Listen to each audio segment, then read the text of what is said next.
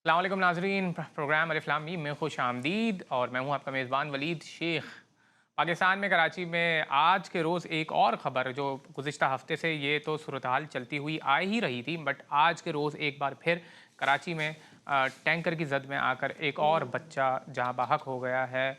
ये बहुत बिगड़ती हुई सूरत हाल है। इसके ऊपर अल्लाह अल्लाह। इदारों को पाकिस्तान के जो भी मुतल्लिका इदारे हैं उनको काम करने की ज़रूरत है कि ये ऐसे इवेंट्स पै दर पे हमारे सामने क्यों आ रहे हैं और मासूम जानों का ज़िया इस कदर आसानी से हो रहा है कि मालूम होता है कि जैसे पाकिस्तान में जो इंसानी जान की कदर है वो बिल्कुल कम हो गई है। हुँ। आज हमारे साथ उलमाए दीन तो ज़ाहिर है मौजूद होंगे, उनसे बात करने की कोशिश करेंगे। वज़ाइफ और मसाइल का आपका हल आप पूछने के लिए अपने सवालात हमारे इस प्रोग्राम में शामिल कर सकते हैं। आपके टेलीविज़न स्क्रीन पर हमारे टेलीफोन नंबर्स आ रहे हैं, उन पर रब्ता कर सकते हैं। उलमाए दीन हमारे साथ मौजूद हैं, वो आपकी रहनुमाई करेंगे इंशाअल्लाह।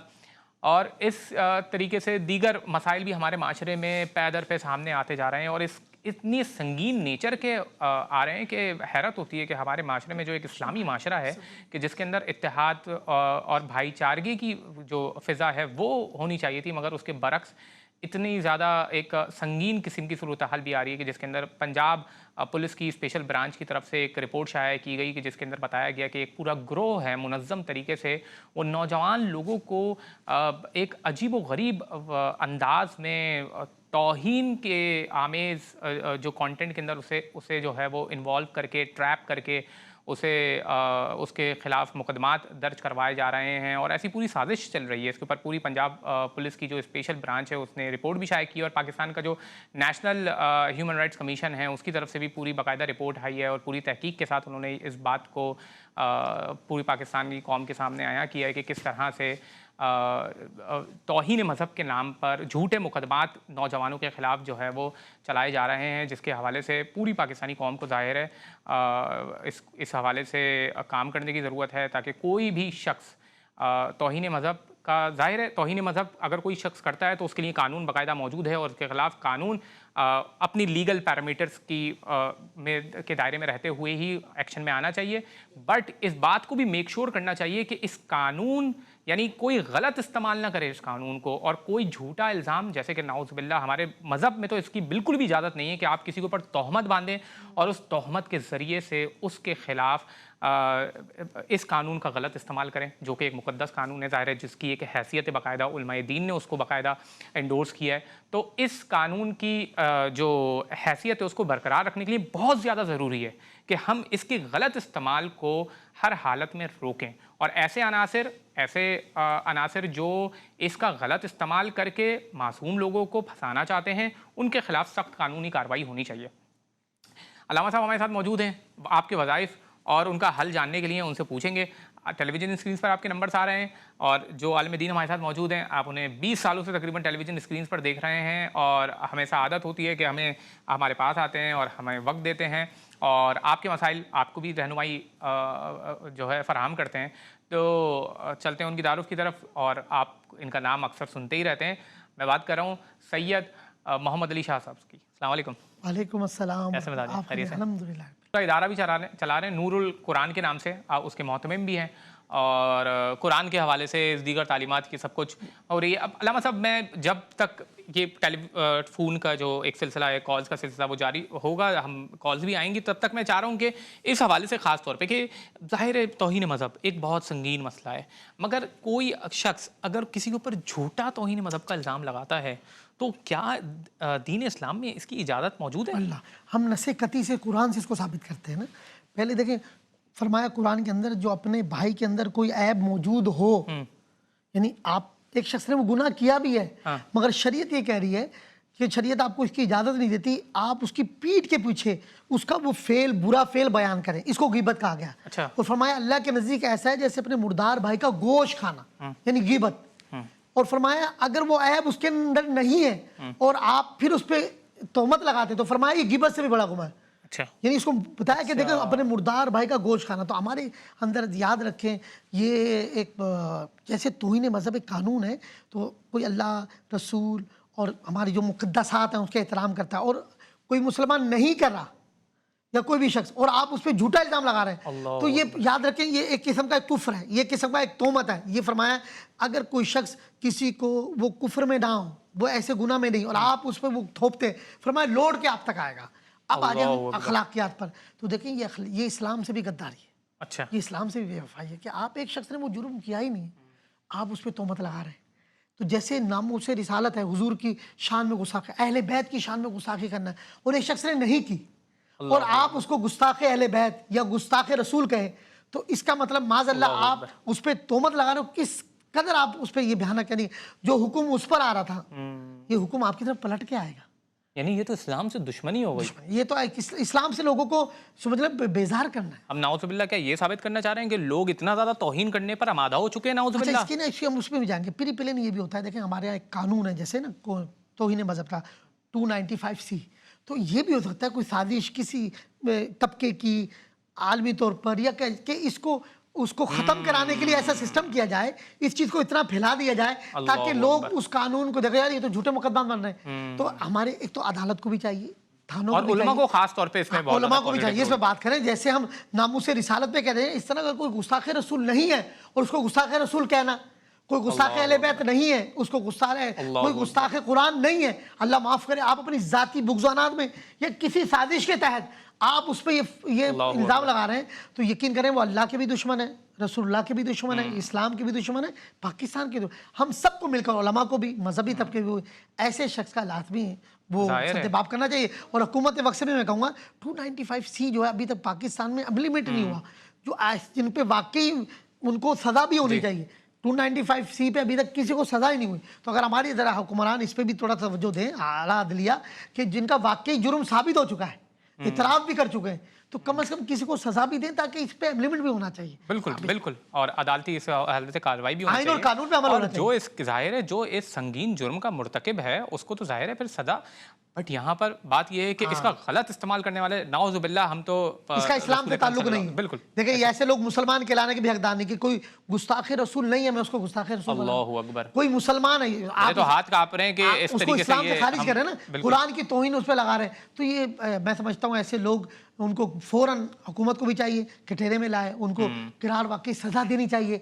और दूसरा ये कि उलमा, आइम्मा, मजहबी तबके को भी अपना किरदार अदा करना चाहिए, एजुकेट भी करना चाहिए कि किस तरीके से आप इसको, अगर आपके सामने कोई ऐसी हो रहा है तो आप किस तरह से उसको डील कर सकते हैं। फिर बात करें, उस पर लेक्चर दें, और उस पर उनको इसकी भी बताएं कि तोहमत लगाने में कितना अजाब है, तोहमत लगाना, झूठा इल्ज़ाम लगाना, उस पर आदमी कितना मुजरिम और गुनहगार है। बहुत खूब। अच्छा, इस हवाले से उलमा मशाइख कॉन्फ्रेंस भी हुई है जिसके अंदर हमारे आर्मी चीफ सैयद आसिम मुनीर साहब ने भी उस कॉन्फ्रेंस से खिताब किया था। एक पूरा बयानिया पूरे मुल्क को कौम के लिए दिया गया कि किस तरह से इस मुल्क को कौम में अमन और मुत्तहिद होकर हम इस पूरी एक शिद्दत पसंदी की भी एक लहर आ गई है माशरे में, और फिर उसके अलावा दीगर मसाइल भी हमारे सामने है कि किस तरह से हमारा पाकिस्तान जो है वो दहशतगर्दी की भी एक लपेट में आ चुका है दोबारा और अपनी बुलंद तरीन सतह पर पहुंच चुकी है। और ऐसे उलमा मशाइख कॉन्फ्रेंस की हम यानी कि तायद भी करते हैं और इसको अप्रिशिएट भी करते हैं हुकूमत के इक़दाम। तो इससे हमारे अंदर फ़िरक़ावारियत का खात्मा होगा और हमें एक कौम होकर मुत्तहिद होकर पाकिस्तान को, जिस तरह से सरहदों पर,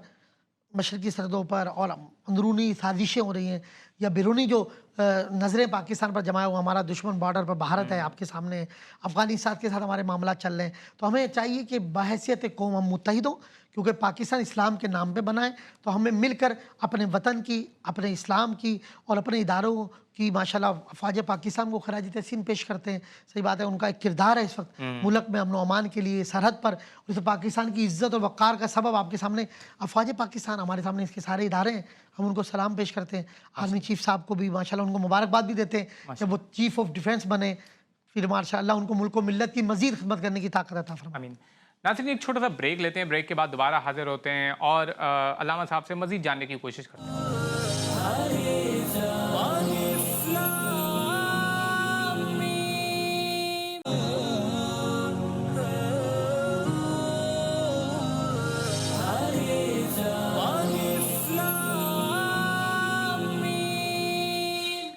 अस्सलाम वालेकुम नाज़रीन, प्रोग्राम अल इस्लामी में एक बार फिर खुश आमदीद। शादी के सिलसिले में पाकिस्तान के माशरे में जो मसाइल दरपेश हैं वो इंतहाई संगीन होते जा रहे हैं। और शादी की जो शरह है, ज़ाहिर है फिर 20 साल में नहीं तो अब 30-30, 35-35 साल की उम्र में भी लोग शादी करने पर मजबूर हैं, क्योंकि वसाइल कम होते जा रहे हैं, सिमटते जा रहे हैं। और फिर लोगों की सोच में भी कुछ बहुत ज़्यादा अल्लामा साहब तब्दीलियाँ आती जा रही हैं। तो आज इस हवाले से गुफ्तगू करेंगे कि शादी की दुरुस्त उम्र क्या है। यानी वक्त के तकाज़ों के मुताबिक तो वो बदलती रहती है और मुख्तलिफ जनरेशन्स मुख्तलिफ, ज़ाहिर है आज का दौर कुछ और टाइप का है। इस वक्त आप क्या समझते हैं जब इतनी ज़्यादा बेरा रवी है, सेक्सुअल परवर्जन पाई जाती है माशरे के अंदर, शादी की उम्र लड़के के लिए और लड़की के लिए क्या होनी चाहिए? वालिदैन को किस उम्र में बच्चों की शादी करवा देनी चाहिए ताकि वो इस बेरा रवी से बच सकें? देखिए, इस्लाम फितरत पर है, अच्छा। याद रखें। और बीइंग अ मुस्लिम, क्योंकि हम इस्लामी जमहूरिया पाकिस्तान है और हम एक इस्लामी जमहूरिया पाकिस्तान के फ़र्द हैं, तो हम कुरान और सुन्नत को देखेंगे। अच्छा। इस्लाम में तो ये है कि अगर वो बालिग हो जाते हैं, बुलूगत तक आ गए, ठीक है, अब उसमें बुलूगत की जो उम्र है उस पर भी बहस है।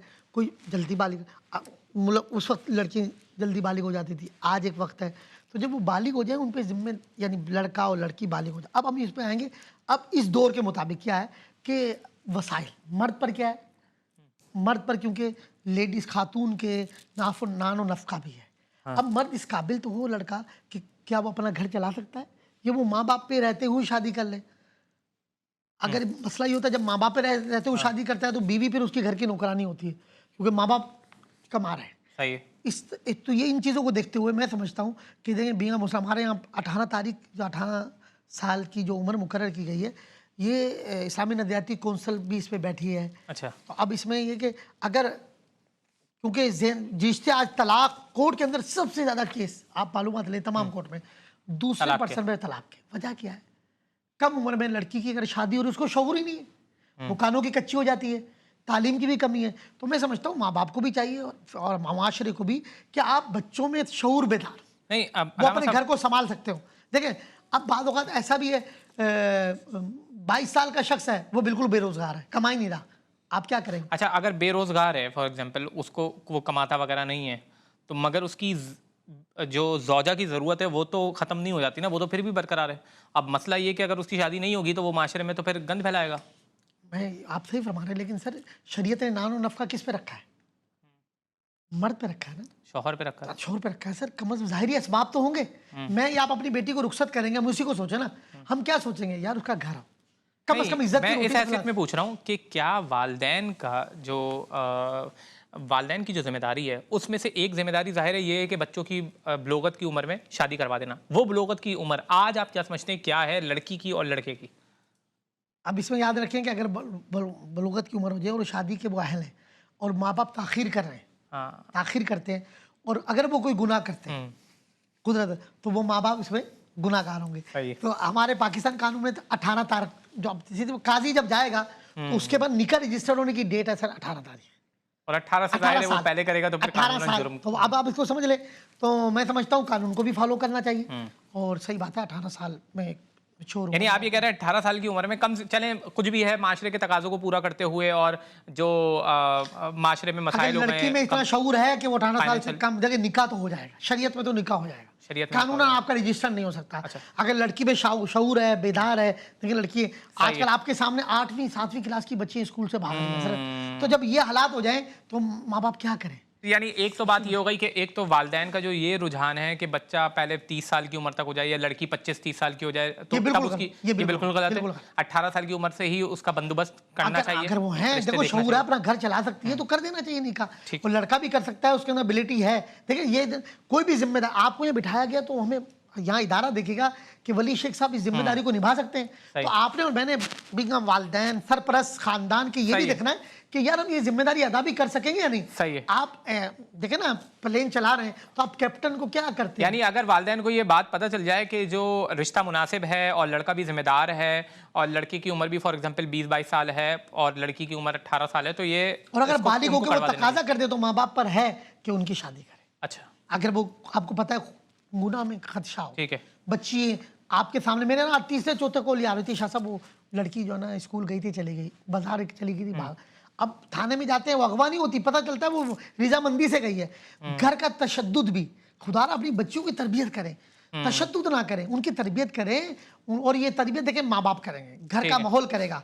हम अपना माहौल अच्छा, शादी के बाद लड़कियों को खासतौर पे ससुराल में बहुत सारे मसाइल भी होते हैं।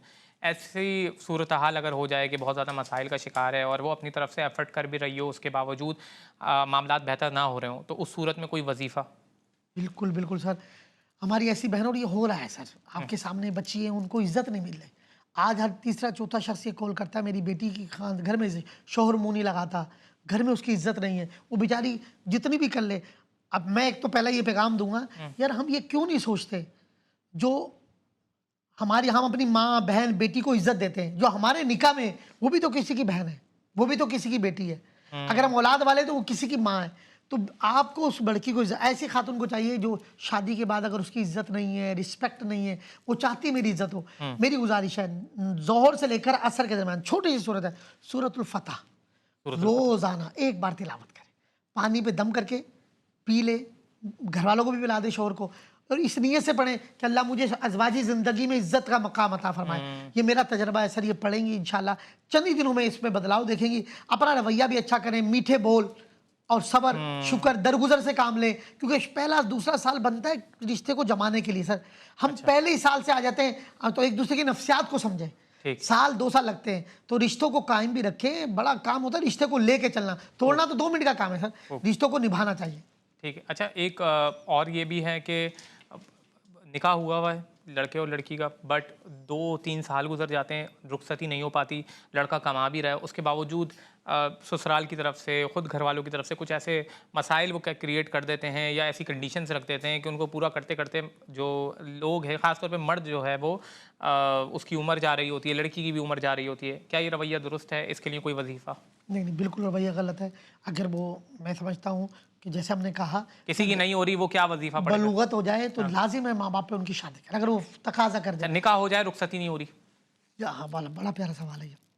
बाद वक़्त निकाह हो जाता है, रुखसती नहीं हो रही, तो इसके लिए अब लड़की या लड़का दोनों कर सकते हैं। अगर लड़की का निकाह हो गया, रुखसती नहीं हो रही, लड़का भी चाह रहा है निकाह हो गया, रुखसती हो जाए नहीं हो रही, डिमांड रख देते हैं। और याद रखें, निकाह ही शादी है पहले तो, ये रुखसती हमारे यहाँ रस्म है।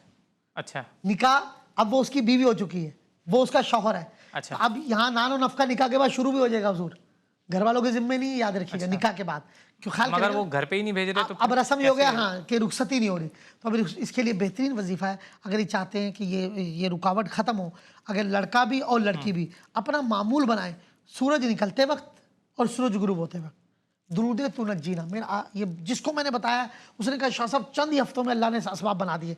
दुरूद तुनज्जीना, सूरज निकलते हुए नहीं, सुबह उठ के और हसन मगरिब के दरमियान एक तादाद रख लें, कम अज़ कम 41 मरतबा, ज़्यादा नहीं 12 मरतबा, चलें ज़्यादा लग रहा है।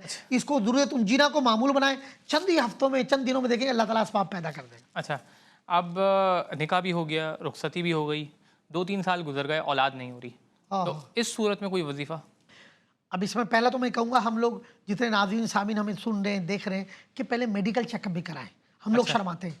अच्छा, लड़की लेडी डॉक्टरनी को दिखाए, जो सीधी बात है गायनी की होती है, और लड़के को चाहिए वो अपना टेस्ट भी करवाए। अब ये भी शिकायत आ रही है, लड़का डर के मारे टेस्ट नहीं करवाता कि यार कहीं ऐसा ना हो कि मेरा टेस्ट सही नहीं आया तो मेरी, तो इसमें शर्माना नहीं चाहिए। हाँ सही है, उस रिपोर्ट को छुपाना चाहिए, अमानत है, वो लड़का अपना इलाज कराए। अगर ऐसा है, ये करना चाहिए। कई तलाक़ें भी ऐसे हो रही हैं, वली शेख साहब, लड़का टेस्ट नहीं करवा रहा कि मैं मेरी बेस और औलाद भी नहीं हो रही, और उस लड़की को दबाया जा रहा। सास कह रही तू मनूस है, अल्लाह माफ़ कर, बेटे की दूसरी शादी करूँ, पता चले आपके बेटे के एक्स वाई जरा सी भी नहीं है वो। तो अब इसमें यह है कि ये ज़रूरी है। अब इसमें वजीफे पे आ जाए सर, वजीफे के लिए इनसे मेरी गुजारिश है, अगर ऐसी कोई रुकावट औलाद में रूहानी तौर पर होगी, जिस्मानी तौर पर होगी, अल्लाह मदद फरमाएगा। सूरह तगाबुन लड़की भी पढ़ ले, लड़का भी, किसी भी टाइम एक बार पढ़ के पानी पे दम करके पिए, या लड़की 3 बार पढ़ के पानी पे दम करके खुद भी पी ले, शोर को पिला ले। इंशाल्लाह शादी में, निकाह, ये औलाद के मामले में, औलाद होने में जो रुकावट होगी, मेडिकल इशू, अल्लाह शिफा देने वाला है, क्योंकि शिफा मिन जानिबिल्लाह। कुरान कह रहा है वनुनज़्ज़िलु मिनल कुरानी मा हुवा शिफाअ व रहमतुल लिल मुमिनीन। तो अल्लाह ने मोमिनीन पर कुरान शिफा और रहमत है, यकीन है कामिल हो, अल्लाह करम फरमाएगा इंशाल्लाह। अल्लाह इनको औलाद नौरीना से नवाज दे इंशाल्लाह। बहुत शुक्रगुजार हूँ अल्लामा साहब कि आप माशाल्लाह से बहुत ही बेहतरीन अंदाज में रहनुमाई फरमा रहे हैं। नाज़रीन, एक छोटा सा ब्रेक लेते हैं, ब्रेक के बाद दोबारा हाजिर होते हैं, कहीं नहीं जाइएगा।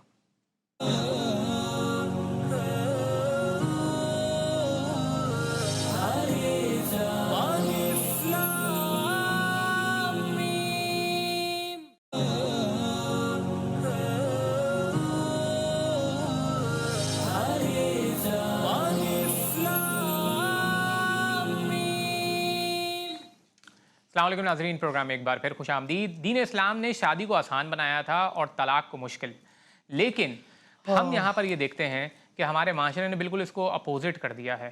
यानी शादी को इतना ज़्यादा मुश्किल बना दिया है और उसी की निस्बत ज़िना को बहुत ज़्यादा आसान बना दिया है।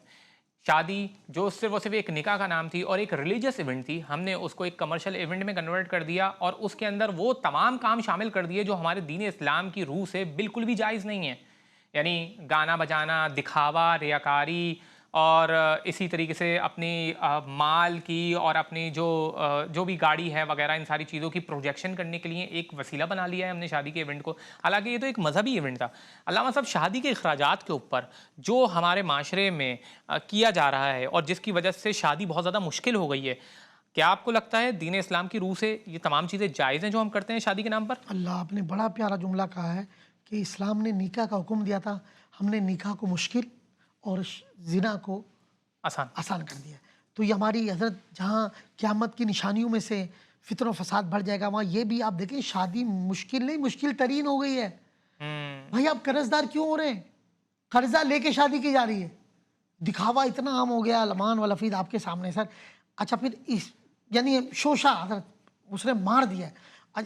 तो बच्चियों की घरों पर रहने की बड़ी वजह क्या है? शादी के अखराजात, उसका लहंगा ही सर, शादी का सूट ही आप देखें कि गरीब बच्ची की शादी हो जाए जितने का एक लहंगा है। अभी कोई सोशल मीडिया एक्टर थी, उसका बताया कि मेरा इतने करोड़ का लहंगा है, वो सादगी का दर। तो मेरा मतलब ये है कि हम यानी हमारे कौल और फेल में तजाद है सर। हमारी बरादरियों में चले जाए 3-4। अच्छा दूसरा फैक्ट, रात को 3 बजे बारात जा रही है, 4 बजे।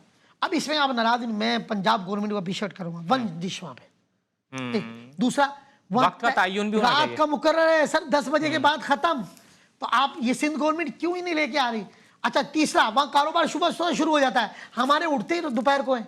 तो सर ये शादी के अखराजात जो हैं हमारा, हम खुद भी तो सोचे बरादरी है, जैसे हमारे यहाँ मेमन कम्युनिटी है, कई बरादरी, उनको कहूँगा। अब देखें हाल सर, एक हाल 40 लाख रुपए का मिल रहा है, आप चले जाए तारिक रोड पे, और वही हाल अगर आप दोपहर को करा लें सर 10 लाख रुपए का मिल रहा है। तो आप 10 लाख में क्यों नहीं करें दिन में?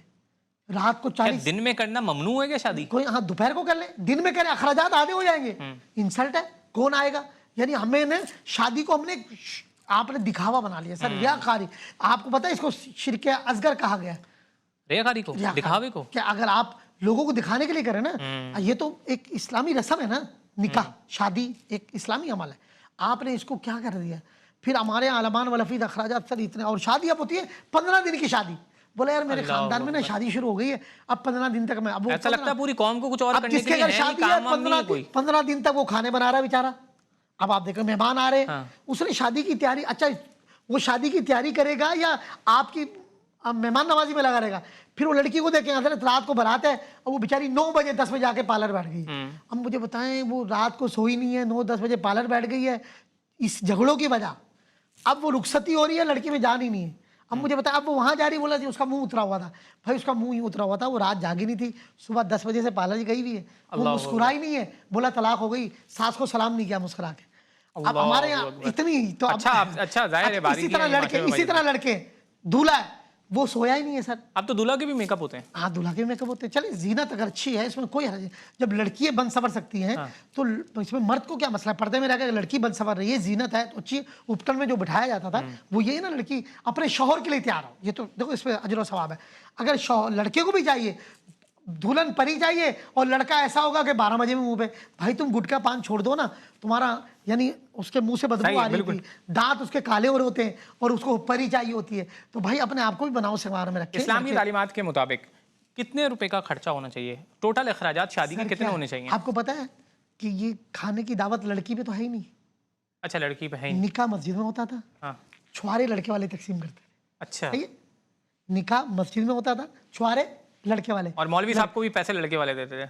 उस वक्त तो था ही नहीं ना, जो उस वक्त तो जो खुद ही पढ़ा दे वाले, वो यहाँ देना चाहिए, हदिया है, नहीं भी देंगे। अगर ऐसे भी कई गरीब, मेरे पास मैं बता रहा हूँ, कोई गरीब आ जाए मैं उसका निकाह फ्री में पढ़ा देता हूँ माशाल्लाह। अब दूसरा इसमें आ जाए कि आप दूसरी तरफ दावत वलीमा है किस पे?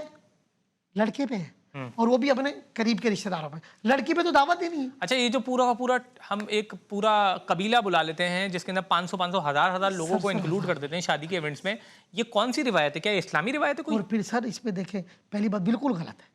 आप अपने खूनी रिश्तेदारों को और करीबी दोस्त यार को आप बुलाएं। एक तरीका है अपने कम से कम लड़की पे भी झगड़ा होता है, लड़के वाले कितने लेके लड़की वाले, इस पे भी रिश्ते खराब होते हैं। और फिर सर बहुत एक अहम इशू, खाने का इसराफ। यार आप अपने घर में खाना खा रहे हैं, किफ़ायती शादी है, यार अब शादी में हमें क्या हो गया, इतना खाना ज़ाया करते हैं। क्या हम माज़अल्लाह शादी में जाके मुसलमान इस्लामी उसको भूल जाते हैं कि ये इसराफ है, ये गुनाह है। अच्छा किसी के आप खाने को ज़ाया कर रहे हैं यार, आप क्यों ऐसा कर रहे हैं? इतनी कोल्ड ड्रिंक, इतना खाना ज़ाया होता है, ज़िया होता है सर शादियों में। अलामान वाला मैं तो कहता हूँ ऐलान होना चाहिए कि भाई खाने का कसीर तादाद में इंतजाम मौजूद है, खुदारा खाना ज़ाया होने से बचाएं। और फिर खाना वही मैं कहता हूँ किसी गरीबों को बांट दे बाद में। तो सर ये भी एक मसला है शादियों में खाने का ज़िया होना। अच्छा खाने में भी जाहिर है बहुत ज़्यादा एक क्वेश्चन और भी आके मैं बात काट रहा जी। हूँ, कोल्ड ड्रिंक पूरी नहीं पी रही, जूस पूरा नहीं पी रही, स्टेटस बन गया है। बोला वो कहेंगे ये नदीदा भूख। अस्तगफिरुल्लाह। सर इस्लाम ये है कि बर्तन को साफ किया जाए, पानी को पिया जाए। जो मैं मुसलमान है मैं उनसे मुखातब हूँ, मुसलमान के लिए लाजिम है कि अपने बर्तन को वो मुकम्मल खाएगा और साफ करेगा। पानी कोल्ड ड्रिंक पी रहा मुकम्मल बचा के रखेगा, स्टेटस बन गया है। तो भाई ये स्टेटस नहीं है, ये इस्लाम के खिलाफ है। तो खुदारा दो मुसलमान है मैं उनसे मुखातब हूँ, इस स्टेटस को खत्म करो। स्टेटस वो है जो इस्लाम ने बताया। माशाल्लाह। स्टेटस ये नहीं है सर कि आपकी चाय, आपकी कोल्ड ड्रिंक, आपकी लस्सी, आपका मशरूब या खाने में थोड़ा बचा दो, साफ कर रहे हैं। बोले पता नहीं इसको भूख लग रही है, भाई वो बर्तन को साफ कर रहा है, ज़ाया होने से बचा रहा है। अच्छा एक शलीमे का भी इवेंट चल पड़ा है कि वो शादी और वलीमा, यानी कम से कम ये एक अच्छी बात ही है कि उन्होंने कम से कम ये जो शादी का और वलीमे का जो इवेंट था इसको मर्ज कर दिया और एक ही इवेंट में उसको कर दिया और अखराजात जो है वो बांट लिए, यानी लड़की वाले। बहुत अच्छी बात है, इसमें कोई मजाक नहीं। क्या हम इसमें ये बोल सकते हैं शलीमा तो इस्लाम में नहीं है? ये तो इस्लाम। देखिए लड़का तो अपना वलीमा कर ही रहा है ना, क्या ख्याल है? जाहिर है। अकेले मुश्तक वैसे वलीमा जो है वो मियाँ बीवी के मिलाप के बाद है, यानी अच्छा। जो यानी जिसको हम पहली रात गुजारने के बाद पे वलीमा। अच्छा, अच्छा। सही है, ये समझ शुक्राना है।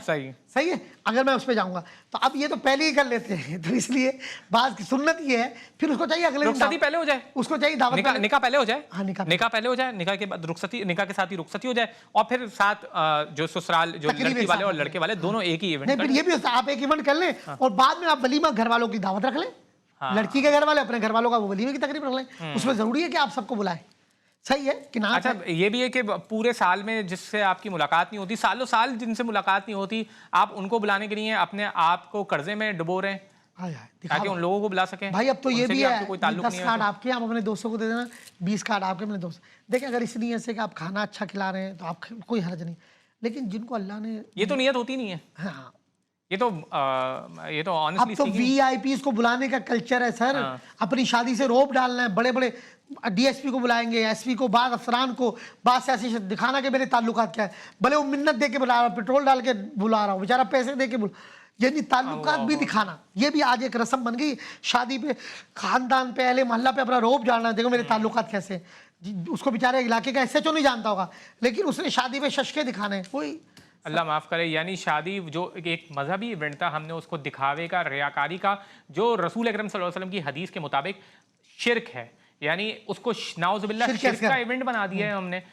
सोचना चाहिए पूरे माशरे को कि किस पस्ती का हम शिकार हो जा रहे हैं और किस तरह से हम हर माशरे की, यानी वो चीज़ जो मज़हब ने हमें दी थी उनको भी हम करप्ट करते जा रहे हैं। ऐसी सूरत हाल में ज़ाहिर है इस बात को कहना कि हमारा खुद, जब तक हम खुद अपने आप को तब्दील नहीं करेंगे तब तक हमारा माशरा तब्दील नहीं होगा, तब तक ये मुल्क तब्दील नहीं होगा, इसमें कोई भी मुबालगा नहीं है, बल्कि ये बिल्कुल हकीकत के मुतरादिफ है कि ऐसा करने से हमारा माशरा मज़ीद पस्ती में जाएगा।